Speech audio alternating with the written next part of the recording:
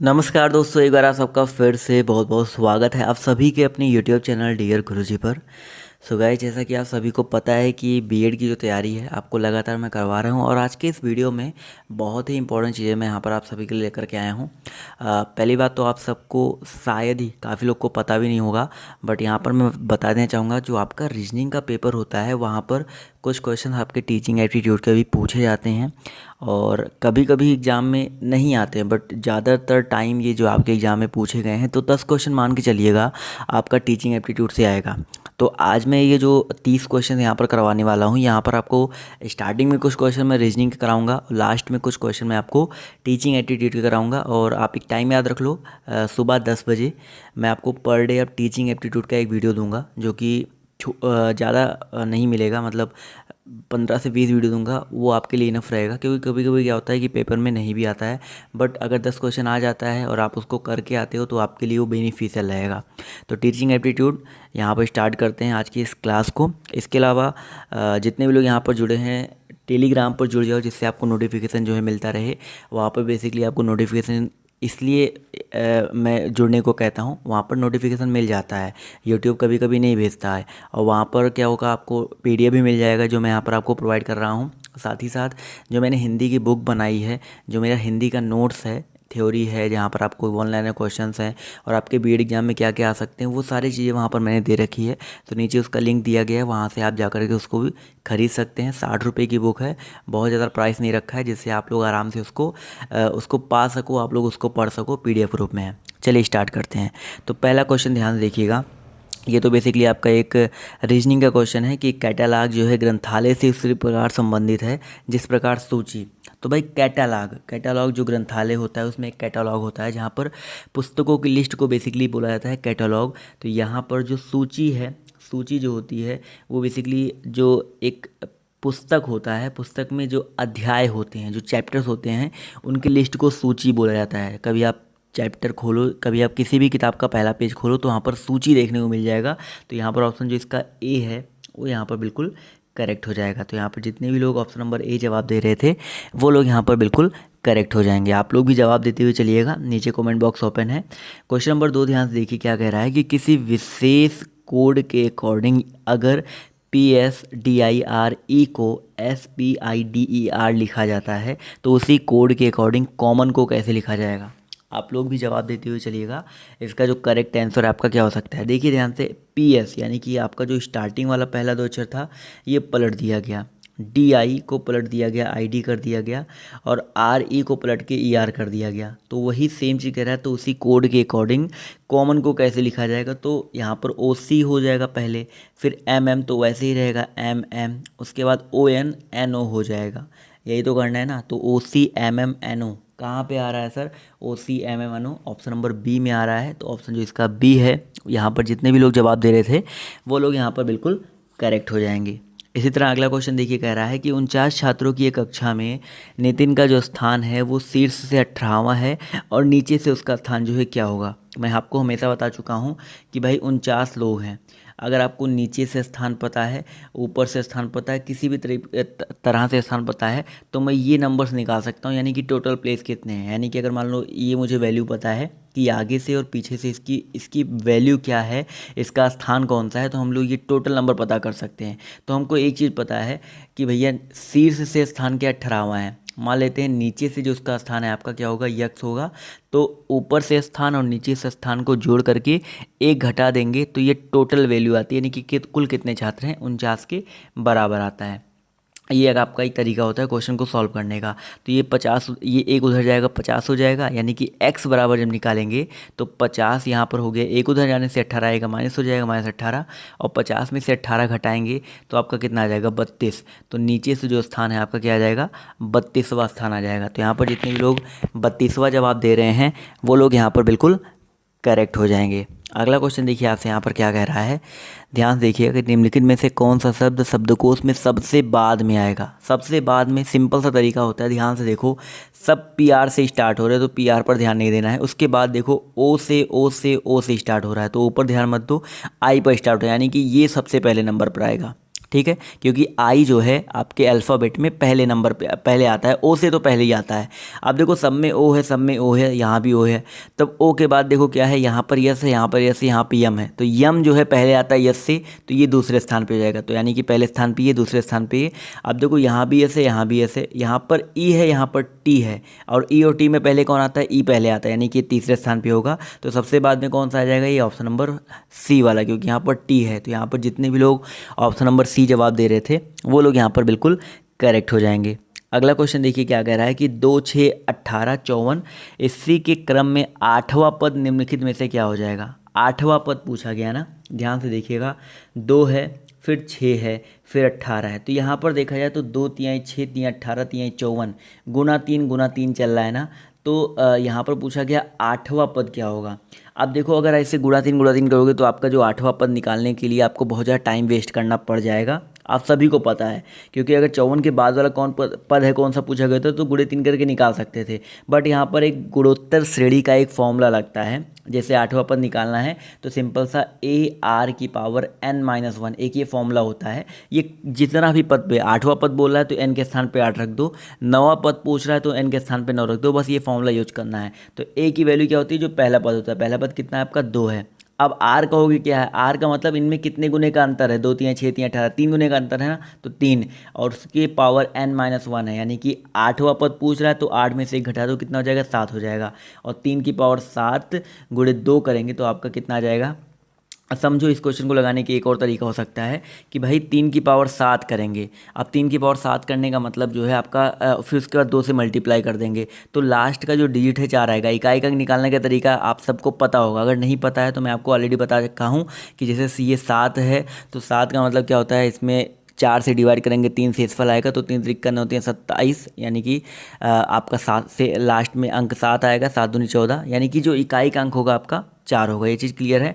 अब इकाई का अंक 4 यहाँ भी नहीं है, यहाँ भी नहीं है, यहाँ पर है और यहाँ पर है। अब 4000 तो नहीं हो सकते क्योंकि 3 की पावर 7 कर रहे हैं, तो कम से कम आपका वैसे ही 4-5 हज़ार के प्लस ही चला जाएगा, तो 4000 तो होगा नहीं। ये मैंने थोड़ा सा यूज कर सकते हो दिमाग का, और यहाँ पर एलिमिनेट करके डी ऑप्शन दे सकते हो। अदरवाइज आपको 3 की पावर 7 का मल्टीप्लाई करना है, मल्टीप्लाई करके 2 से गुणा करो तब भी आपका आंसर जो है डी ही आएगा। आप गुणा करके भी देख सकते हैं, ठीक है। ये आपके ऊपर डिपेंड करता है आप कैसे करते हो। अगला क्वेश्चन देखिए क्या कह रहा है कि यहाँ पर लुप्त पद को छांटना है। विशाल का संबंध अगर आपका बौना से है तो प्रतिभाशाली का संबंध क्या हो जाएगा। विशाल का विलोम क्या होता है भाई, बौना होता है, तो प्रतिभाशाली का जो विलोम हो जाएगा क्या हो जाएगा सर, प्रतिभाशाली का हो जाएगा बेसिकली जड़ हो जाएगा। क्या हो जाएगा भाई, जड़ हो जाएगा। तो यहाँ पर जितने भी लोग जड़ जवाब दे रहे हैं वो लोग यहाँ पर बिल्कुल करेक्ट हो जाएगा। प्रतिभाशाली और जड़ जो होते हैं विपरीत होते हैं।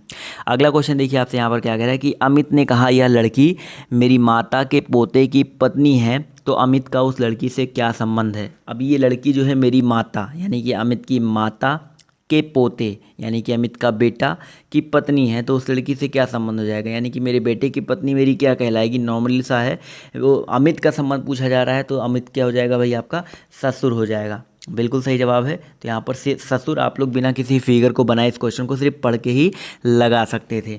अगला क्वेश्चन देखो आपसे यहाँ पर क्या कह रहा है, इसी तरह का एक और क्वेश्चन है।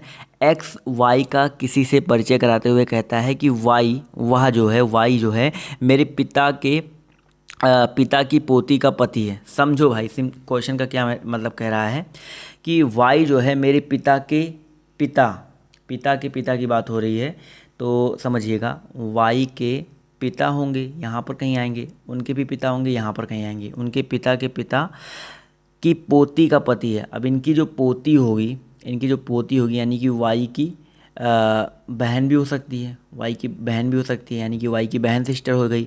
इनके जो है आपके पति हैं कौन, एक्स हैं, ये तो कहना चाह रहा है ना। तो यहाँ पर क्या हो जाएगा सर, वाई जो है एक्स से किस प्रकार संबंधित है, तो वाई जो है किस प्रकार संबंधित है एक्स से।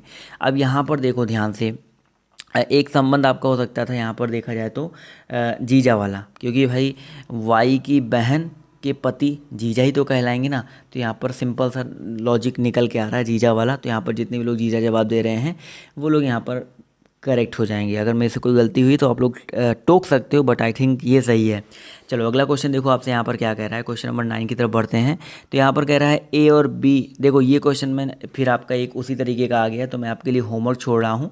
यहाँ पे आप जवाब दे रहे हैं तो काफ़ी लोग के जवाब अभी सही आ रहे हैं, बट जब ये वीडियो जो है लाइव के बाद वैसे जाएगा तो वहाँ भी कॉमेंट करके इसका जवाब जो है ज़रूर दीजिएगा। और अगर नहीं आता है तो मैं आपको बताऊँगा ज़रूर। बहुत सिंपल सा उसी तरीके का है, ठीक है। अगला क्वेश्चन देखो क्या कह रहा है। अब ये थोड़े आगे आपके एप्टीट्यूड वाले क्वेश्चंस। अब देखो 9 क्वेश्चन मैंने आपको करवा दिए, अब 20 क्वेश्चन मैं आपको कम से कम एप्टीट्यूड के करवा देता हूँ, क्योंकि एप्टीट्यूड भी इंपॉर्टेंट है। तो पहला क्वेश्चन देखिए क्या कह रहा है। इसके बाद मैं आपको चैप्टर वाइज एप्टीट्यूड के क्वेश्चन कराऊंगा, तो और अच्छे से आपको प्रिपेयर होगा कि भैया कक्षा अनुशासन को प्रभावशाली तरीके से अनुरक्षित किया जा सकता है। तो आप लोग जवाब देते हुए चलिए, मैं आपको जवाब दे रहा हूँ। तो इसका जो करेक्ट आंसर होगा भाई, अनुरक्षित कैसे कर सकते हो प्रभावशाली तरीके से, कि भैया छात्रों के रुचि के अकॉर्डिंग उनको एक प्रोग्राम दो, उनको कार्यक्रम जो है प्रदान करना। तो ऑप्शन नंबर जो इसका बी है वो यहाँ पर करेक्ट हो जाएगा। कठोरता से सही दंड देकर या सहभागिता द्वारा ऐसे नहीं कर सकते हो। अगला देखिए क्या कह रहा है कि व्याख्या देते समय कक्षा में कुछ अशांति होने पर शिक्षक को क्या करना चाहिए। तो भाई एक्सप्लेनेशन आप दे रहे हो, कक्षा में थोड़ी देर अशांति हो जाती है, यानी कि लोग इधर उधर चिल्लाने लगते हैं, बोलने लगते हैं। तो अगर आप एक शिक्षक बनने जा रहे हो, बीएड की तैयारी कर रहे हो, तो आपको शिक्षक ही बनना है। तो बेसिकली आपका उस समय डिसीजन क्या होगा, बेसिकली आप उस समय क्या करोगे। तो उस समय बेसिकली हम लोग क्या करेंगे, थोड़ी देर के लिए शांत हो जाओ। जब आप शांत हो जाओगे ना, तो जो बच्चे होते हैं वो खुद ब खुद शांत हो जाएंगे। आपने खुद देखा होगा कि अगर आपका टीचर कुछ बोल रहा है और आप लोग शोर मचा रहे हो और आप लोग खुद शांत हो जाते हो, तो क्या होता है, बच्चे सोचते हैं सर को क्या हो गया, शांत हो जाते हैं। सब बच्चे शांत हो जाते हैं और फिर आगे बढ़ना चाहिए। तो ये बहुत ही सिंपल सा और बहुत ही इफ़ेक्टिव तरीका होता है। अगला देखिए आपसे यहाँ पर क्या कह रहा है कि संज्ञानात्मक ज्ञान क्षेत्र में अधिगम का निम्नतर स्तर है। तो भैया संज्ञानात्मक ज्ञान क्षेत्र की बात की जा रही है। तो याद रखिएगा, संज्ञानात्मक ज्ञान क्षेत्र की अगर हम बात करते हैं तो इसका जो करेक्ट आंसर आपका क्या हो जाएगा, 12 का जो करेक्ट आंसर है आपका क्या हो जाएगा। इसके बारे में डिटेल में बहुत सारी चीज़ें बताई गई हैं। ज्ञान जो यहाँ पर करेक्ट हो जाएगा, एक नाम नहीं याद आ रहा है, डोमेन्स की पहचान किसने की थी मेरे को दिमाग में नहीं आ रहा है। एक ज्ञान, एक मनोवृत्ति और एक शारीरिक कौशल, तो 3 डोमेन की पहचान की गई थी और ये 1956 के आसपास हुआ था। तो वहीं पर बेसिकली अधिगम का जो न्यूनतम स्तर है संज्ञानात्मक ज्ञान का, वो ज्ञान बताया गया था, ठीक है। एक हमारा मनोवृत्ति भी होता है, उसके अलावा एक आपका शारीरिक कौशल भी होता है। अगला क्वेश्चन देखिए आपसे यहाँ पर क्या कह रहा है कि NIEP मुख्य रूप से संबंधित है। भाई NIEPA होना चाहिए था, वैसे फुल फॉर्म इसका NIEPA होता है, राष्ट्रीय शैक्षिक योजना और प्रशासन विश्वविद्यालय, ये होता है इसका फुल फॉर्म। और बेसिकली यहाँ पर अगर हम बात करते हैं इसके बारे में, तो ये जो है आपका क्या हो जाएगा, यहाँ पर पूछा गया है संबंधित है किससे, तो ये बेसिकली शैक्षिक योजना से और प्रशासन से संबंधित है। तो ऑप्शन नंबर जो इसका सी है वो यहाँ पर बिल्कुल करेक्ट हो जाएगा। अगला देखिए आपसे क्या कह रहा है, ध्यान से देखिएगा कि बालकों की शिक्षा में प्ले थेरेपी का प्रयोग किया जाता है। भाई बालकों की शिक्षा में जो प्ले थेरेपी है उसका प्रयोग किया जाता है, किस लिए किया जाता है। तो जो प्ले थेरेपी है उसका प्रयोग किया जाता है बालक की आंतरिक प्रेरणाओं तथा जटिलताओं को समझना बेसिकली। तो ऑप्शन नंबर जो इसका डी है वो यहाँ पर बिल्कुल करेक्ट हो जाएगा। अगला क्वेश्चन देखिए आपसे यहाँ पर क्या कह रहा है कि अपनी कक्षा के प्रतिभाशाली शिक्षार्थियों की देखभाल के लिए शिक्षक को क्या करना चाहिए। तो भाई अपनी कक्षा के प्रतिभाशाली शिक्षार्थियों की देखभाल के लिए शिक्षक को बेसिकली क्या करना चाहिए कि संवर्धन कार्यक्रमों की व्यवस्था करनी चाहिए। कोई विशेष देखभाल करोगे तो वो और ज़्यादा सर पे चढ़ जाएंगे, समझ में आ रहा है ना। तो जो लोग बी जवाब दे रहे हैं वो लोग बिल्कुल गलत हैं। अगला देखिए कह रहा है कि शिक्षण शैली मुख्य रूप से संबंधित है। सभी लोग जवाब देते हुए चलेंगे भाई, शिक्षण शैली मुख्य रूप से संबंधित है। पहला ऑप्शन पे ध्यान दो, शिक्षण के कैसे से, क्या से, क्यों से या कब से। तो सिंपल से याद रखिएगा, शिक्षण के क्या से, क्यों से, कब से, ये दिमाग में नहीं आना चाहिए। शिक्षण को कैसे हम इम्प्रूव कर सकते हैं इस पर ध्यान देना है। तो ऑप्शन नंबर जो इसका ए है वो यहाँ पर बिल्कुल करेक्ट हो जाएगा, ठीक है। तो बहुत ही इंपॉर्टेंट है ये आपका जो क्वेश्चन है, याद रखिएगा।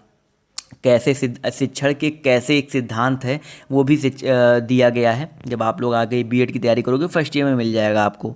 18 नंबर क्वेश्चन कह रहा है कि छात्रों के लिए कौन सी विशेषता सर्वाधिक महत्वपूर्ण है। तो छात्रों के लिए कौन सी विशेषता जो है सर्वाधिक महत्वपूर्ण है, तो याद रखिएगा स्वतंत्र चिंतन, ठीक है।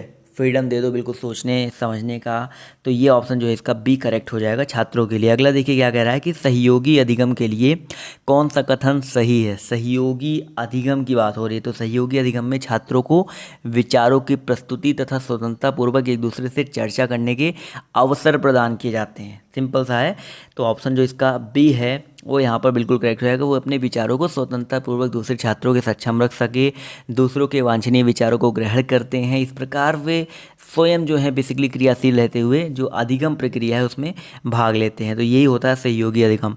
अगला देखो आपसे यहाँ पर क्या कह रहा है कि भारत के प्रथम तैरते हुए लोकटक नामक प्राथमिक विद्यालय का उद्घाटन हुआ था, कहाँ पे हुआ था। ये देखिए बहुत ही ज़्यादा इंपॉर्टेंट क्वेश्चन है, तो याद रखिएगा कहाँ पे हुआ था।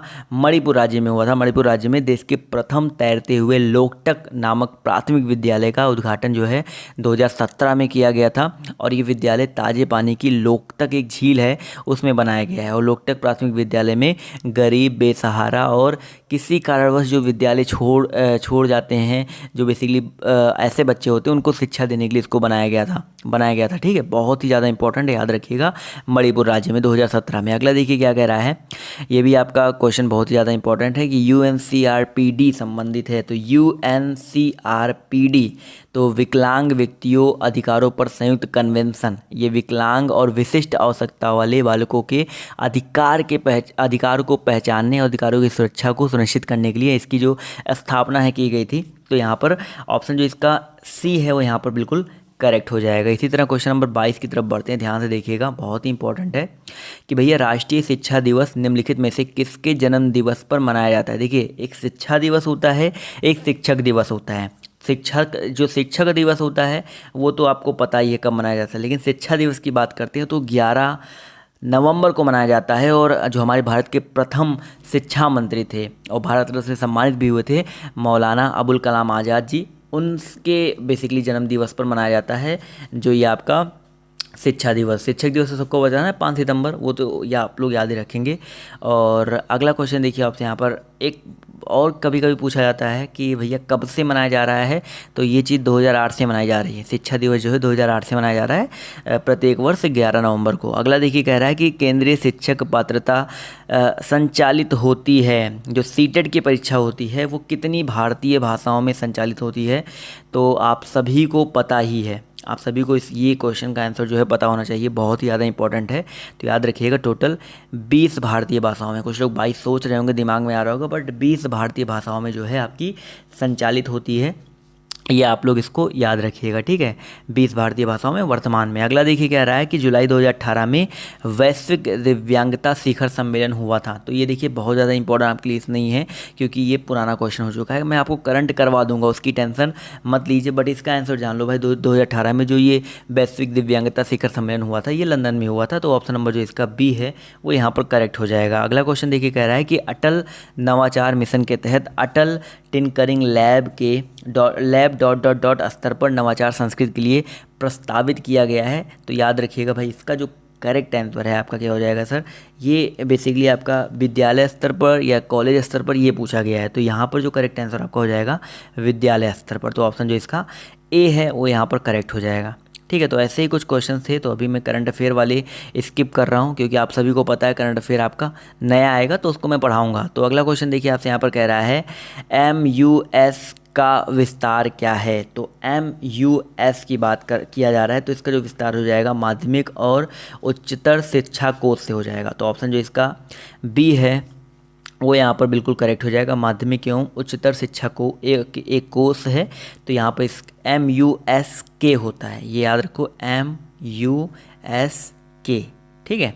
अगला देखिए आपसे यहाँ पर क्या कह रहा है कि भारत में किस प्रदेश का सकल नामांकन अनुपात जो है सर्वाधिक है। तो ये क्वेश्चन का आंसर तो आई होप सबको पता होगा कि भैया, अब ये कभी कभी ये पूछा जाता है कि ये जो सकल नामांकन अनुपात है ना, ये सब निर्धारित कौन करता है। तो अखिल भारतीय उच्च शिक्षा सर्वेक्षण AIHES के अकॉर्डिंग देश का जो सकल नामांकन अनुपात है वो 25.8% है। और बेसिकली ये किस राज्य का है, काफ़ी सारे लोग यहाँ पर सोच रहे होंगे क्या बोलते हैं केरला का है। काफ़ी सारे लोगों के दिमाग में आ रहा होगा, यहाँ पर मैं जवाब भी देख रहा हूँ, केरला केरला केरला जवाब आ रहे हैं। बट यहाँ पर याद रखिएगा सबसे ज़्यादा जो है, मैंने आपको एक क्या बोलते हैं एवरेज बता दिया था कि देश का जो है वो 25.8% है, बट तमिलनाडु राज्य का जो है सबसे ज़्यादा है 46.9%, ठीक है। और सबसे जो कम है वो बेसिकली आपका बिहार राज्य का है 14.9% ओनली,